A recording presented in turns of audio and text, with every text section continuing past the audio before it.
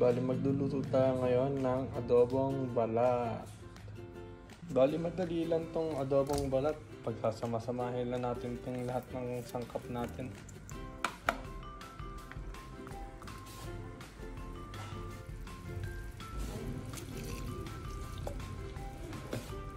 Toyo, salt and pepper, at yung ating stevia. Mix lang natin. Tapos takpa. Pakuluan lang natin, tapos maya luto na yan. Mabilis lang kasi balat lang. Ayan. Pinapalambot ko lang ng konti pa yung mga balat at pinapalapat yung sabaw. Konti pang kulo. Lagay ko na lang din sa low heat para di maubos ang sabaw.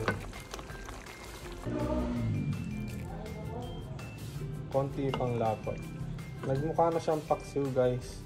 Ito kasing balat na to, templado na to, yung nabili namin sa Adelina. Nasa 200, 2 kilo. Buy one take one yata nung araw na yun. So, ayun, pakukulang pa natin na konti. Okay, pwede na to, guys, kasi balat to eh, lalapot pa to mamaya kahit di na initin. Ayun lang, happy eating, bye bye! Gumawa din pala ako ng pasta gamit yung adobo sauce. Nilagyan ko lang din ng hipon para may sahog.